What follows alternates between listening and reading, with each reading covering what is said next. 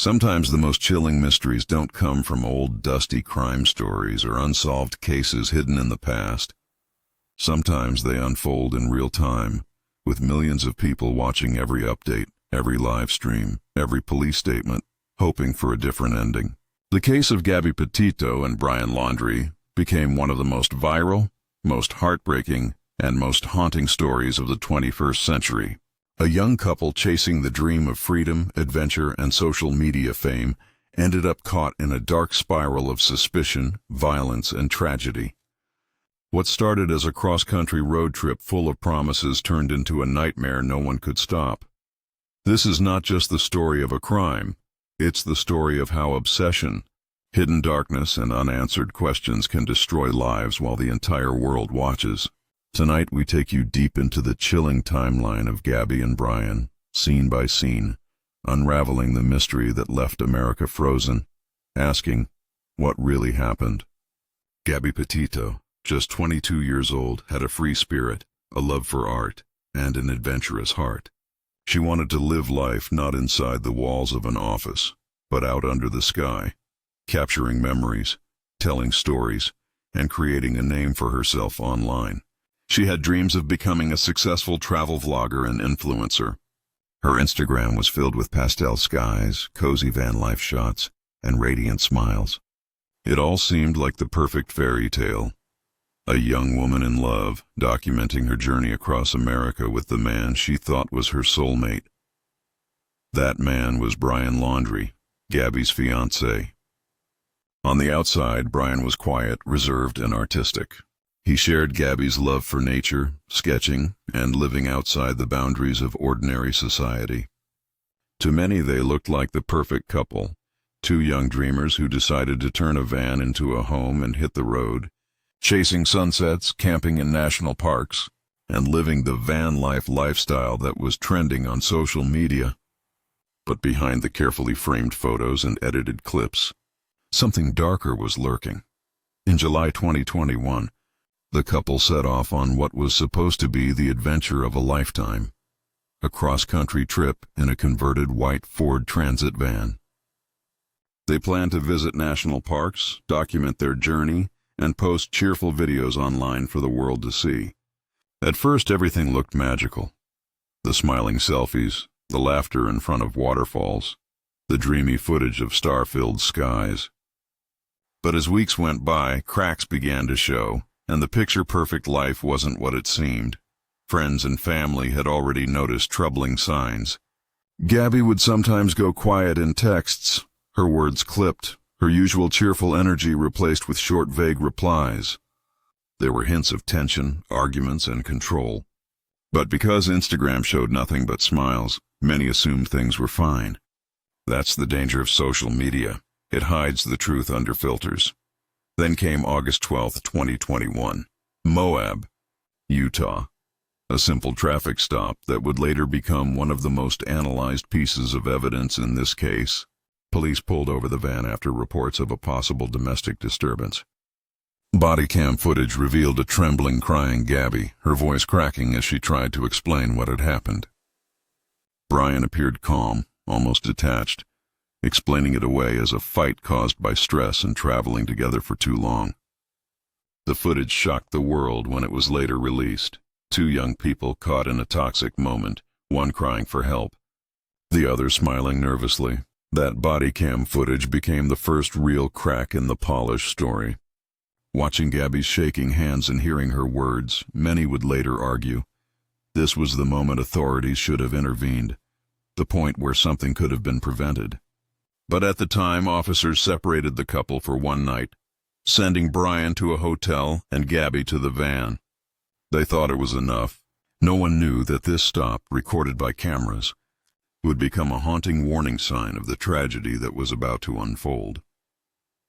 After the Moab traffic stop, the couple continued their journey as if nothing had happened. But behind the smiles and edited photos, the tension was still boiling. Friends who occasionally spoke with Gabby noticed that she sometimes sounded uneasy, her tone softer, almost hesitant, as though she was trying not to say too much. She kept insisting everything was fine, but deep inside she was struggling. Brian, meanwhile, seemed to keep more control of the situation, often making decisions about where they would travel, what they would post, and even when Gabby could speak on camera. On August 17th, Brian unexpectedly flew back to Florida, leaving Gabby alone for several days. His excuse to family and friends was that he needed to move some belongings out of a storage unit. But to many, this was odd. Why abandon a long-planned trip in the middle of it just to take care of something that could have waited? Gabby stayed behind, continuing to work on their travel content, trying to keep the dream alive. But some friends later revealed that Gabby seemed lonely, worried, and confused about Brian's sudden absence. When Brian returned to Utah on August 23rd, he rejoined Gabby as if nothing had happened. Together, they resumed their travels, heading toward Wyoming and the breathtaking landscapes of Grand Teton National Park. On the outside, it looked like the trip was back on track, but witnesses would later report seeing the couple in heated arguments at restaurants and campsites. Strangers recalled Gabby looking upset, Brian looking angry, and the air around them charged with tension. The dream of van life was slowly collapsing. One of the most chilling moments came on August 27th at a restaurant called Mary Piglet's in Jackson Hole, Wyoming. Staff members and customers recalled a loud confrontation between Brian and the employees. Gabby was described as visibly upset, even apologizing for Brian's behavior. The scene was so intense that it stuck in the memories of those who were there, and after Gabby was reported missing, many came forward with their accounts. It was another red flag, another public moment of visible conflict between the two. That same day, Gabby's mother received her last confirmed contact from her daughter. The text message read strangely, unlike Gabby's usual tone, and her family immediately felt something was wrong. It mentioned her grandfather in a way Gabby would never have phrased, and the words seemed cold, rushed, almost mechanical. Her mother's heart sank. Something didn't feel right. This would later be considered one of the most suspicious clues in the timeline. After that, silence. Gabby's phone went dark. No more Instagram posts, no more calls, no more messages. Days passed with no updates. Her family grew desperate, trying to reach her but getting nothing in return. Meanwhile, Brian appeared calm when he eventually returned to Florida, alone. He drove the white van back without Gabby in it. To the Petito family, this was the moment they knew something terrible had happened. Their daughter wouldn't just disappear. She wouldn't just stop calling. And she certainly wouldn't let someone else drive her van across the country without her. The alarm bells were deafening. When Brian Laundrie pulled back into his family's home in Northport, Florida, driving the white van without Gabby, the alarm bells began to ring louder than ever. To Gabby's family, this wasn't just strange. It was horrifying. Where was their daughter? Why hadn't she come back with him? And why was Brian silent? Instead of reaching out, instead of explaining, Brian and his parents closed themselves off from the world. The van sat parked in their driveway like a silent witness, its white exterior hiding secrets of a trip that had ended in darkness. Gabby's parents, desperate for answers, repeatedly tried to contact Brian and his family. Calls went unanswered, texts were ignored, and days passed in agonizing silence. It was as though Brian had shut down every possible line of communication, offering nothing but cold refusal to cooperate. To Gabby's family, this silence felt like guilt. They couldn't understand how a young man who once claimed to love their daughter could return home without her and refuse to say a single word about where she was. On September 11th, 2021, Gabby Petito's family officially reported her missing. What followed was an explosion of media attention unlike anything seen in recent years.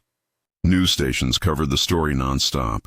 Social media platforms lit up with hashtags, and millions of strangers became digital detectives, dissecting every detail of Gabby and Brian's lives. The case gripped the nation, not only because of the chilling mystery, but because Gabby felt familiar. She was young, she was relatable, and she had shared so much of her life online. As the case went viral, people began piecing together the timeline from Instagram posts, YouTube videos, and police body cam footage. The perfect travel story had turned into a public crime investigation. Users on TikTok and Twitter shared theories, some credible, others wild. Everyone wanted to know the same thing. Where was Gabby? And why was Brian so silent? With every passing day, the pressure on him and his family grew heavier. Despite the global attention, Brian still refused to speak. His parents hired a lawyer, who issued short, cold statements on their behalf. They claimed they wanted to remain in the background, but to the public their behavior looked calculated, even sinister. Why weren't they helping? Why weren't they pleading for Gabby's safe return? Every word, or lack of it, made the Laundries look more suspicious in the eyes of millions. As police began investigating, they see no sign of struggle, blood, or DNA. At the same time, authorities began focusing on Brian as a person of interest. Though he wasn't officially charged, the suspicion was clear. Yet even as the investigation tightened around him, Brian kept silent, his parents kept silent, and Gabby remained missing. The chilling silence only deepened the mystery. As days turned into weeks, the search for Gabby became a desperate race against time. Her family pleaded on national television, their faces filled with grief and exhaustion, begging Brian and his parents to speak up. But the Laundries remained silent, shutting their doors while the rest of the world demanded answers. To Gabby's parents, it felt like torture, knowing that someone, somewhere, had the truth but refused to share it. Every second of silence was another second of agony. Law enforcement began to focus on Brian, the last person known to have seen Gabby alive. But in a twist that shocked the public before police could question him further, Brian disappeared. On September 14th, his parents claimed he went for a hike in the Carlton Reserve, a vast, swampy nature preserve near their home. Days passed, then weeks, and Brian did not return. His parents reported him missing 3 days after he supposedly left. Suddenly, the case had shifted from one missing person to two. The Carlton Reserve became the center of a massive manhunt. Police, FBI agents, K-9 units, and drones scoured the thick wetlands, dealing with snakes, alligators, and unforgiving terrain. The reserve spanned over 24,000 acres, making the search incredibly difficult.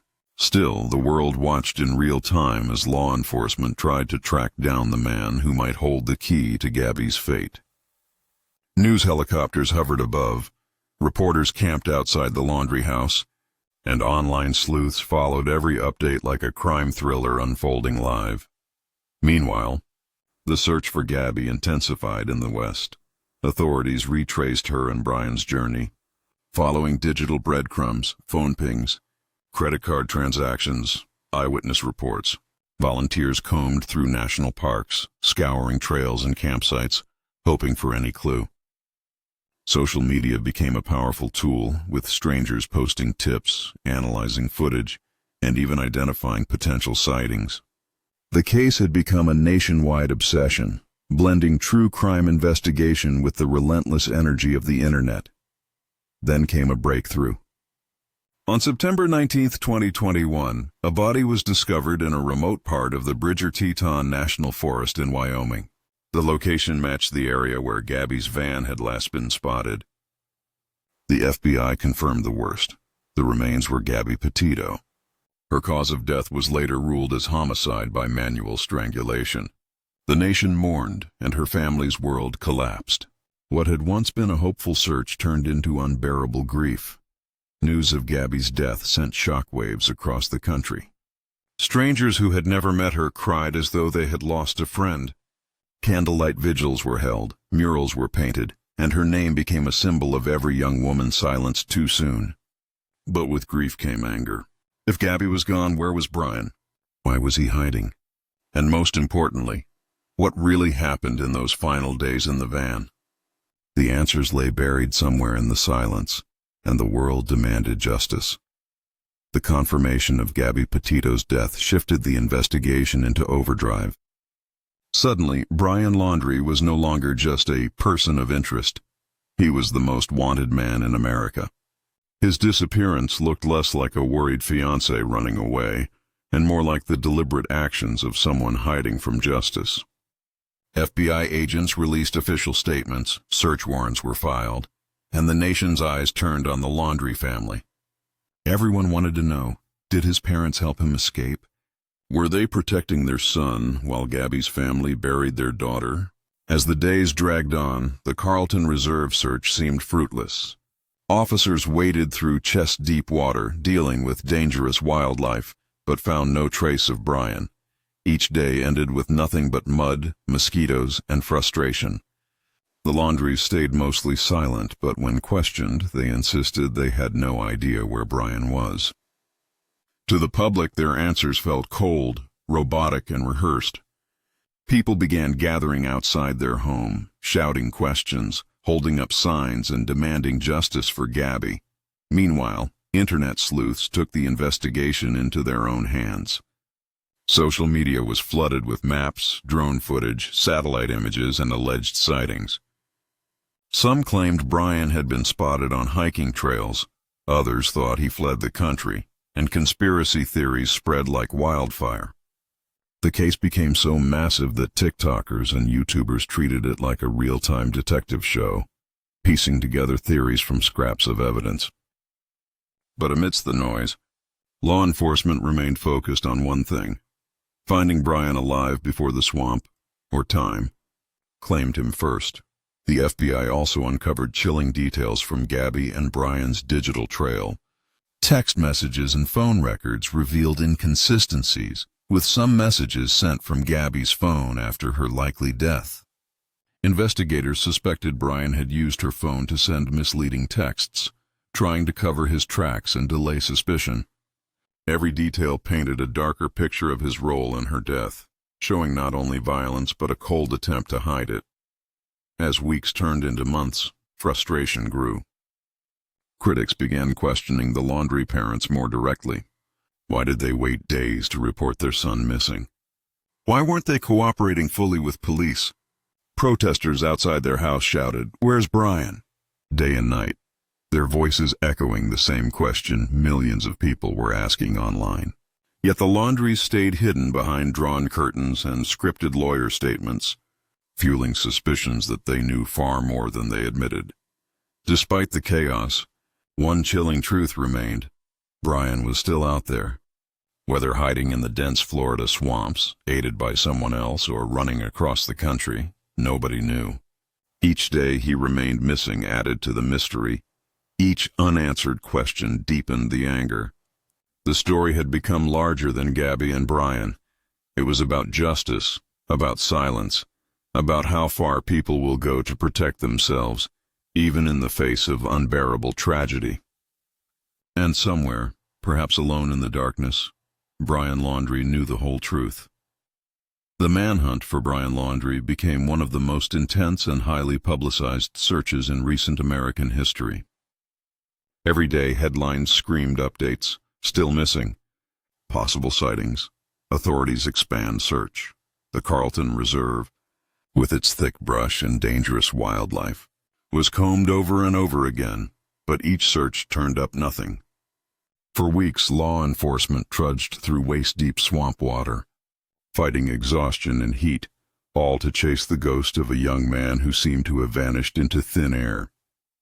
Adding to the chaos, supposed sightings of Brian popped up everywhere. A hiker in North Carolina claimed to have seen someone resembling him on the Appalachian Trail. Security cameras across the country captured blurry figures that people swore looked like Laundrie. Each claim fueled the frenzy, keeping the media fire alive. But none of these leads ever proved real. Brian remained a shadow, his exact movements hidden, leaving behind only questions and theories. The public's frustration grew with each passing day. Protesters outside the Laundrie house didn't back down. They yelled into megaphones, demanding answers, demanding justice for Gabby. Neighbors complained about the constant chaos, but the protesters refused to leave. To them, Brian's parents were hiding behind their lawyer while their son slipped through law enforcement's fingers. The Laundrie's silence wasn't just suspicious, it was infuriating. Every day they refused to speak looked to many like an act of complicity. Meanwhile, the FBI and police turned to evidence for answers. Inside the seized van, investigators uncovered items that tied directly to Gabby. Among them were personal belongings, digital data, and DNA that made Brian's connection to her death undeniable. But evidence wasn't enough without Brian himself. Without him, there was no trial, no answers, no confession. All they had was proof of a young woman's final days and a fiancé who had vanished into the wild.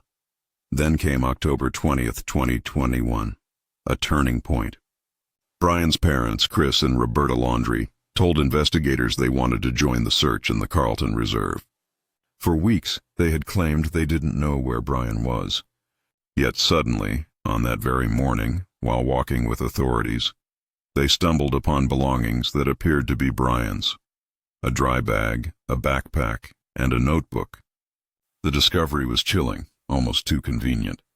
Many asked, how could his parents, after weeks of fruitless searching by professionals, suddenly walk straight to his things?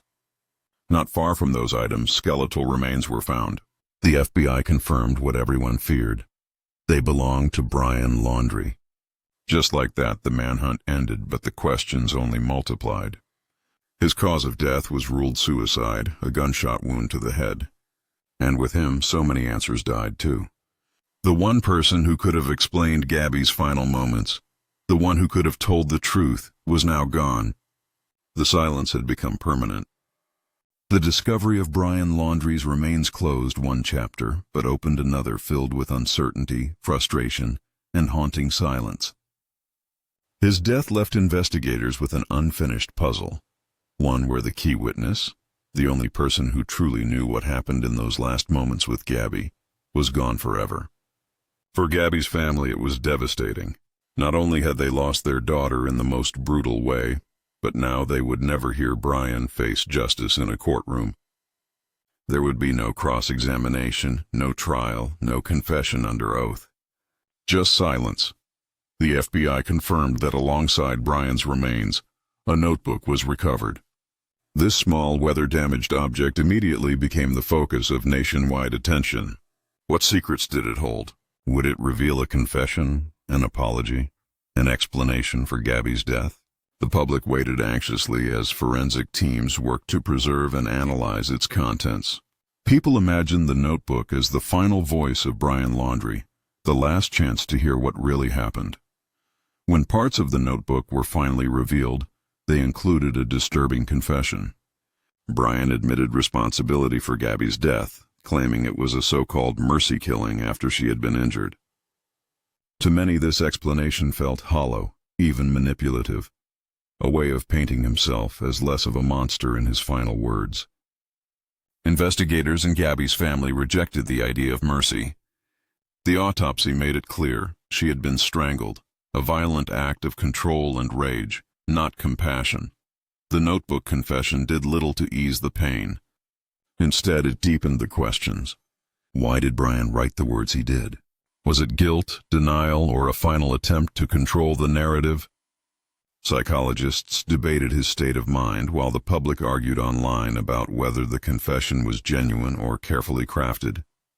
The truth was simple. The only two people who could have told the real story, Gabby and Brian, were gone. All that remained was interpretation. Gabby's family, however, refused to let the case end there. They filed lawsuits against Brian's parents, accusing them of knowing more than they admitted and intentionally withholding information while Gabby was still missing. To them, the Laundrie's silence wasn't just cold, it was cruel.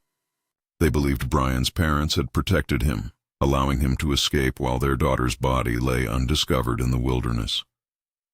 The lawsuits ignited further debate about morality, legality, and the obligations of parents when their child is suspected of a violent crime.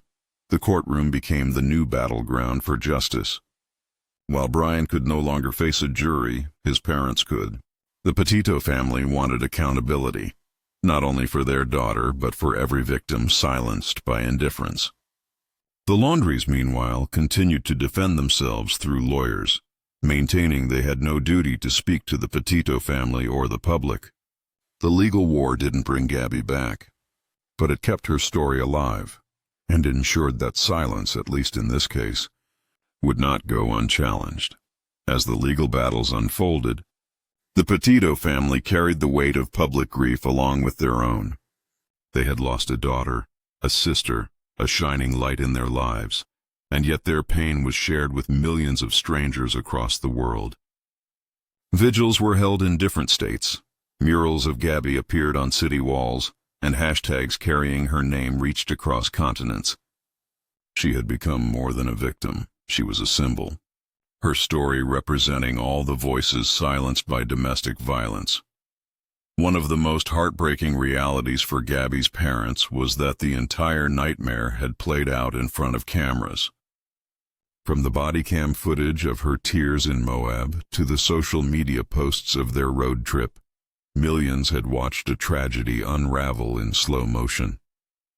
Many questioned how the signs of abuse could have been missed, and whether law enforcement had failed to protect Gabby when she needed it most. Those haunting images of her crying in the desert became a chilling reminder of warning signs ignored. In response, Gabby's family vowed to create change. They launched the Gabby Petito Foundation, aimed at supporting families of missing persons and raising awareness about domestic violence. Through this foundation, Gabby's story continued to save lives, shining a light on the hidden struggles of countless others who suffered in silence. For her parents, this was their way of giving meaning to a senseless tragedy, turning pain into power, grief into action. Meanwhile, the public remained divided about Brian's parents. Some sympathized, arguing they had lost a son too, and that no parent is prepared for such a nightmare. But most saw their silence and lack of cooperation as an unforgivable betrayal. The idea that they might have known Gabby was dead while her parents desperately searched filled people with rage. Protesters outside their home continued for months, turning the laundry house into a grim landmark of unanswered questions. The case also sparked larger conversations about media attention and missing persons. Why did Gabby's case receive global coverage while so many others, especially people of color, went unnoticed? Critics pointed out the disparity, calling it missing white woman syndrome, a painful reality where some lives receive more attention than others. While Gabby deserved every ounce of justice, her story also revealed how many missing persons are overlooked and forgotten by the media. Despite the debates, despite the lawsuits, and despite the unanswered questions, one truth remained unshakable. Gabby's story had touched millions of lives. She was not forgotten. Her laughter, her art, her spirit of adventure lived on in every person who shared her story, lit a candle for her, or learned from her tragedy. In the shadow of loss, Gabby Petito became a light that refused to fade. As the months rolled on, the courtroom drama between the Petito and Laundrie families kept the case alive in headlines. Every filing, every statement, every hearing was dissected by the media. Gabby's parents pushed for accountability, insisting the Laundrie's silence while their daughter was missing was intentional cruelty. For them, it wasn't about revenge, it was about truth. They wanted the world to understand the depth of the betrayal they felt when the people who could have ended their suffering earlier chose to hide behind lawyers instead. In one shocking claim, the Petito family alleged that the Laundries had known all along that Gabby was dead, and that Brian had confessed to them before disappearing. If true, this meant the parents had not only withheld information but had actively chosen silence while search teams, volunteers, and heartbroken family members scoured the country. The accusations painted the Laundries as cold and complicit, adding another layer of bitterness to an already tragic story. The Laundries, for their part, denied any wrongdoing.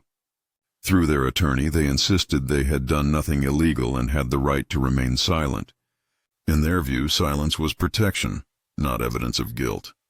But in the court of public opinion, their image was already tarnished beyond repair. No matter what legal defenses they offered, the silence during Gabby's disappearance would forever define them. Outside the courtroom, Gabby's legacy continued to grow. Schools, organizations, and domestic violence shelters began using her story as a case study, Her name became a rallying cry for awareness, her face a symbol for change. In classrooms, young people discussed the dangers of ignoring red flags in relationships. In shelters, survivors found courage knowing Gabby's tragedy had sparked conversations that might one day protect others. Her story lived on, reshaping how society looked at the silent epidemic of intimate partner violence.